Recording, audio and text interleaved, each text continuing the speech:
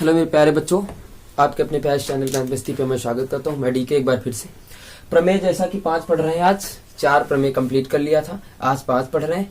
कल की क्लास में 6ठी प्रमेय देखेंगे, फिर 7वीं, फिर एक्सरसाइज चलेंगे। ठीक है, आइएगा यहाँ पे देखो क्या लिखा है कि यदि 2 त्रिभुजों की संगत भुजाएं अनुपातिक हो। ठीक है, यानी 2 त्रिभुज हैं, उनकी भुजाएं जो हैं अनुपातिक हैं। ठीक है, तो वे दोनों समान कोणिक होते हैं। हम लोग पहले त्रिभुज बनाएंगे, उसके बाद आगे काम करेंगे। ठीक है, एक त्रिभुज आपका एबीसी मान लीजिएगा, एक त्रिभुज आपका एबीसी है, दूसरा आपका क्या है पी क्यू आर है।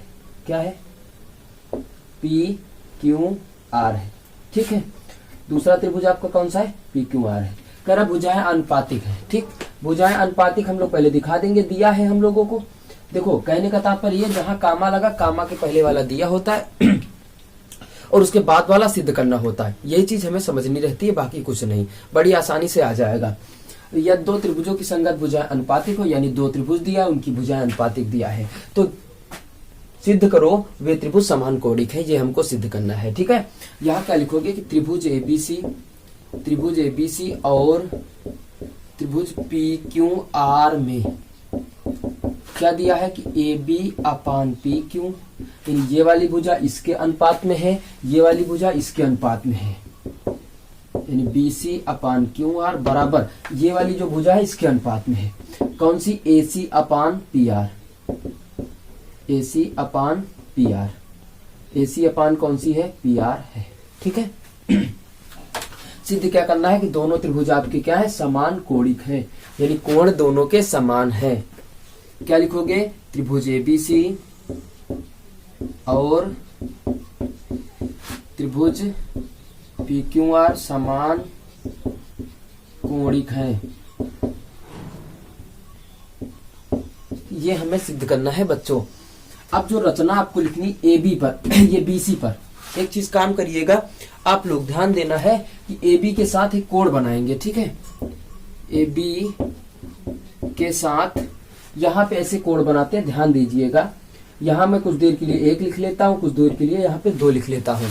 यहाँ बनाना यह है कि कोण B बराबर कोण 1 बनाया है, कोण B बराबर कोण 1 कामा कोण C बराबर कोण 2। ठीक है, ये बनाया। अब लिखोगे बनाया तथा त्रिभुज कौन सा बन गया आपका? यहाँ कोई बिंदु दे देते हैं कि क्यू एस आर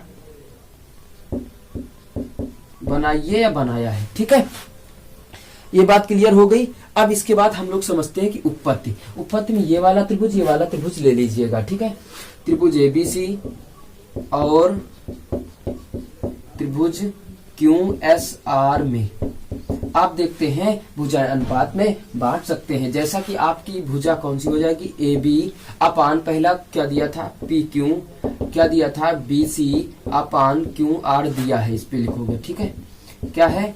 दिया है। समीकरण यहाँ पे कितना डाल लेते हैं? 1। उसके बाद आपको क्या करना है कि ये वाली भुजा दिखाना है कि A B upon Q S बराबर बी सी अपान क्यू आर, ये वाली भुजा इसके अनुपात में, ये वाली भुजा इसके अनुपात में। समीकरण 2 कर देते हैं। ठीक, अब आप देखते समीकरण 1 और 2 से ये पक्ष आपका बराबर है। समीकरण 1 व समीकरण 2 से। ठीक है, तो क्या हो जाएगा? A B upon P Q बराबर A B upon Q S. जब आपका दाहिना पक्ष बराबर है बच्चों, तो बायां पक्ष आपका बराबर हो जाएगा। ए बी कट जाएगा, ये आपका कितना आ जाएगा? 1 अपान पी क्यू बराबर 1 अपान क्यू एस। तिर्यक गुणा कर देते हैं तो ये दोनों बराबर हो जाएंगे, यानी क्यू एस बराबर पी क्यू। ठीक, यानी कहने का तात्पर्य ये वाली भुजा इस भुजा के बराबर हो गई। अब आप यहां से दर्शाओगे, क्या दर्शाना है कि त्रिभुज पी क्यू आर और त्रिभुज क्यू एस आर में आप अभी सिद्ध किए हो कि क्यू एस बराबर पी क्यू, तो भाई इसी प्रकार ये भुजा इसके बराबर हो जाएगी। क्या हो जाएगी? यानी पी आर बराबर आर एस, और जो ये भुजा है यानी आर क्यू बराबर या क्यू आर बराबर, ये भुजा है आपकी उभयनिष्ठ कौन सी भुजा है? उभयनिष्ठ। दोनों त्रिभुज आपके सर्वांग सम हो जाएंगे। 3 बातें मिल चुकी हैं। पी क्यू आर सर्वांग सम का मतलब होता है सभी अंगों से समान बच्चों। अब जब समान हो गया तो ये वाला त्रिभुज इस वाले त्रिभुज के समान कोणिक हो गया। ठीक है, क्या हो गया? ये वाला त्रिभुज इस वाले त्रिभुज के समान कोणिक हो गया है। यानी क्या लिखोगे? त्रिभुज पी क्यू आर और त्रिभुज क्यू आर यह समान कोणिक है, समान कोणिक है। अब यहां से एक चीज और समझते हैं, जो त्रिभुज एबीसी और त्रिभुज ये क्यू एस आर था, क्यू एस आर भी समान कोणिक है, समान कोणिक है। दोनों त्रिभुज, ये वाला जो त्रिभुज है ये वाला और ये वाला समान कोणिक था, यहाँ लिख भी सकते हैं। मैं लिखा था या लिख देते समान कोणिक है, समान कोणिक है, ये लिख सकते थे। क्यों समान कोणिक है? देखो कोण समान ही थे रचना के अकॉर्डिंग टू, जब कोण समान थे तो समान कोणिक थे। और जब देख लीजिएगा आप कि ये वाला त्रिभुज इसके समान कोण के है, ये वाला इसके समान कोण, तो ये वाला इसके हो जाएगा।